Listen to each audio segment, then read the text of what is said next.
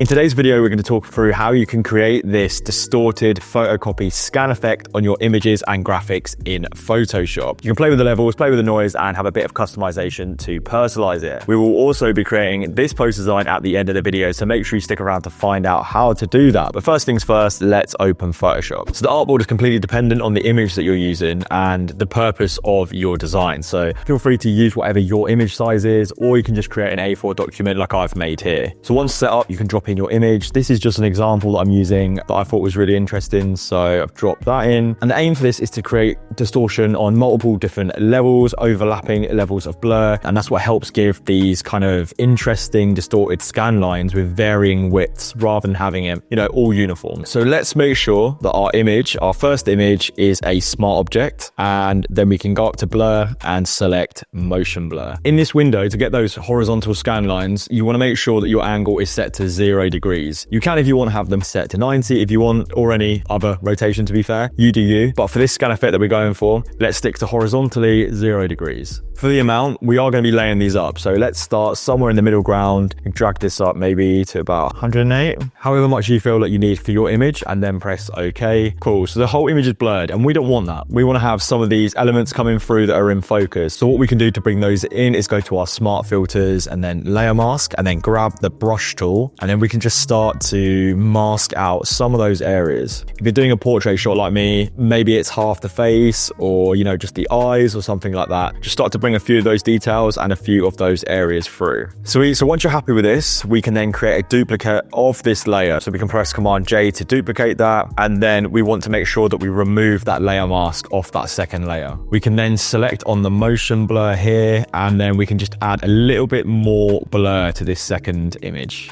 There are no rules here, so, no set amounts to stick from. It's just sort of blurring it up in that limit as we go along. So feel free to freestyle it a little bit, but obviously this has now covered up our original layer, which we do not want. But what we can do is just create a standard new mask on this layer. And then again, with that brush, just use that to start masking out some of those areas. You want to make sure that you're masking out the same areas as the first layer, but again, you can just have a few more sort of looser bits around the edges. You can even now at this point play with the opacity ever so slightly if it's a bit too much. So maybe I'll bring this down just a tad. But essentially what we're starting to do here is just start layering that blur and causing sort of a variation of distortion so that our scan lines come out nice and irregular. You'll see once we start adding more effect. You can continue the process as much as you want, building those layers up and up. I'm only going to add one more though. So let's again create a duplicate, and then we're going to select again on the motion blur. You can continue this process as much as you want. I'm only going to add one more layer. Sweet. And then the same process again is go back to the original and start masking out some of those areas. Again, revealing the ones that we masked out before, but just leaving a little bit of extra blur around the edges. And you can even kind of have a little bit of this coming in on the side of your subject as well, which is just causing some really nice distortion. So your image should be looking something like this in terms of the levels of the blur, so that we are ready to move into the next step. So once you're happy with the levels and the blur that's going on here, we will be able to change it later, but we can highlight our layers and then convert this all to a smart object. Again, having the smart object allows us to come back later down the line if we want to change any of these blurs. So with our layer selected, we can now start adding some of those really gritty scan line effects. And we can do that by selecting our layer and then going up to filter at the top and then down to filter gallery.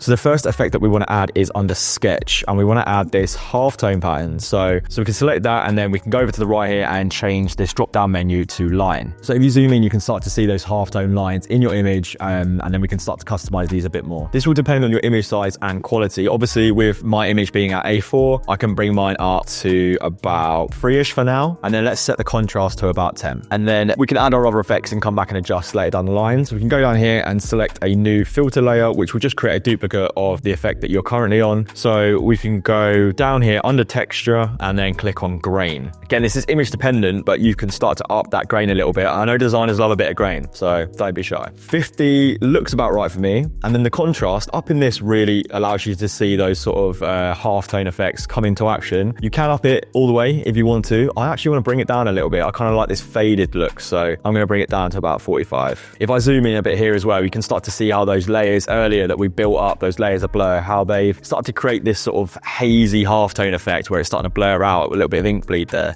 which is looking really nice. So I think that's all good. We can press OK and get on to the next stage. So next thing we want to do is just create another duplicate of this layer. So what we can do is just press Command J again to create another duplicate, and then double click on the filter gallery here to bring back the options. Let's add a new layer again. So on top of these two effects, let's add a new layer. This will just add double grain. Does go a little bit hard, got that. But we're going to change that to sketch. The reason I've done this on a new layer is sometimes this can actually be quite harsh and a bit too harsh. So we might want to kind of have the flexibility of bringing that down a bit. So I'm going to make sure my lines are horizontal to match the rest of my scan lines. And then with the stroke length, I'm going to keep it pretty low. I think maybe like a 3. But when it comes to the light and the dark balance, I'm going to drag that all the way up. So as you can see from the preview window, it's wiped out a ton of that detail of my image now. So that's kind of why I wanted to have on a separate layer. So if I want to get a little bit more of that back, we have that option. So you can press OK. And then what I like to do is just drop the opacity down a little bit, bring some of that detail back in. I think this is too much. I think a lot of people would actually like it like that, but I kind of want to bring a little bit more of that detail back in, a bit more of a softer scan line. So that is looking real nice. And in terms of customizing this a bit more, you can add a levels adjustment, and then you can just kind of play with these sliders a little bit to make sure you get a little bit more of a refined outcome. Some people want this, as I said, like a little bit more harsh. I kind of like this faded look, so I could achieve that by actually dragging it down quite a bit. Obviously, if you wanted to change the color of this as well at this stage and you just wanted that duotone color, you can do that by adding a gradient map as well. So we can go up to adjustment layers and then press on the gradient map. You could maybe change that to kind of like a biro-y inky blue maybe, or even I think if you click on this, like a techie green's quite nice, kind of gives that dystopian vibes. But play around for whatever you're trying to go for your style, but this should give you that good base. So now would be a good time as well to bring in any additional textures, such as the classic paper texture or even a scan texture over the top, just to add a little bit more grain into it and kind of play into that photocopier vibe. So I think this is a super interesting image effect that you can use, but as a base of your graphics. So maybe some album artwork or a poster design, or you can even bring it into some merchandise or something like that. So I'm gonna start using this concept in my own design, so you get to see a little bit more about how I'm using that in situ and how I'd actually apply it to an actual project. So what I could do is actually just set up a new document, and this time I'm going to add in just some simple margins and columns. So I dropped in these two editorial images which I cut out. So just thinking about that scan blur effect that we've worked through earlier, I think it would actually be really interesting if we kind of play with it a little bit more and see how far we can take it. So with these two images overlaid here, I thought it'd be nice if I started to blend them together. So I started off by grouping these, setting them as a smart object, and then I actually went to the fill blur tool just to add a few of these sort of abstract blurs between the two images. Again, having the ability to customize exactly where that blur is happening. So once I'm happy with that for my base, I can run through the same process that we talked about earlier in this video. So layering up those blurs and then adding the effects on the top. And once I'm happy, I can scale this up. I'm going to move this slightly into position on my page. Now I think this is looking really nice as they sort of blend into each other. Those two images sort of like merging. And again, as I said, we can use this as a base. So next thing that we want to do is we can actually start to add a little bit of copy over the top of this, nice and simple, adding in our logo there. Let's finish off by adding some nice overlay textures. If we take a little closer look here, you can see how those details are really coming through, and we can see how the blur and the grain has really affected those half-tone scan lines. So what do you guys think? I'm pretty happy with how this has turned out. Also, if you did want to learn more about the poster design process, then I've also got this video up here, which I think you might like, so go and click on that now. Anyway, thank you again for watching. Take care, and I'll see you in the next video. So yeah, in a bit.